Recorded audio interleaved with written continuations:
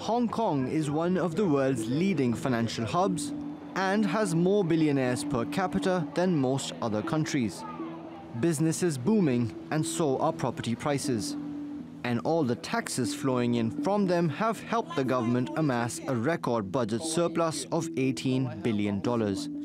Now it plans to spend a third of that on industries that it expects to grow in the future.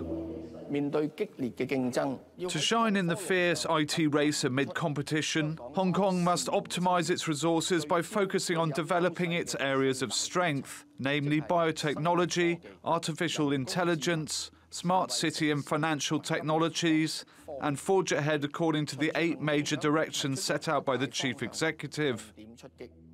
The government's cutting income tax by as much as 75%, a move that could benefit as many as 2 million people.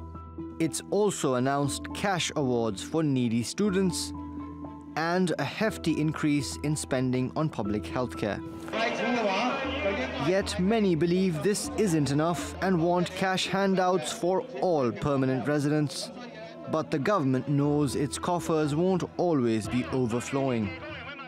I believe that the key factors underpinning soaring property prices over the past few years are gradually undergoing fundamental changes.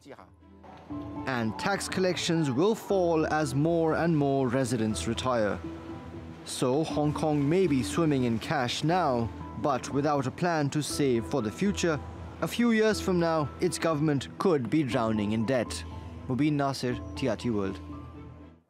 Now, earlier we spoke to HIS Markit's chief economist for the Asia-Pacific region, Rajiv Biswas. Here's what he had to say about the challenges facing Hong Kong and how far this year's budget goes towards addressing them. In the year ahead, they're going to increase expenditure by double digits. And one of the key areas that they're going to increase spending is in healthcare in order to address the issue of aging population.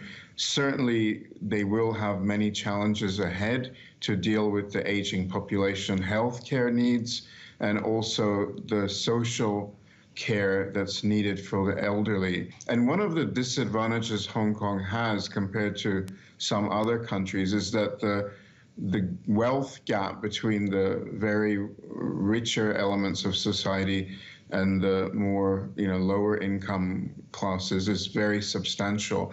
So those in the lower income brackets are going to face very severe problems as they become more elderly.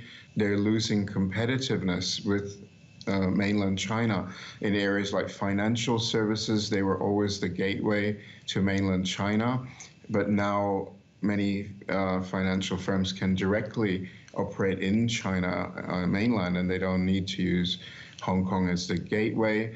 We also see that in the shipping industry, where mainland China has invested heavily in developing its own ports. Hong Kong traditionally was a very laissez-faire economy and allowed private sector to really drive the development of industry. So I think this is quite a break from the past,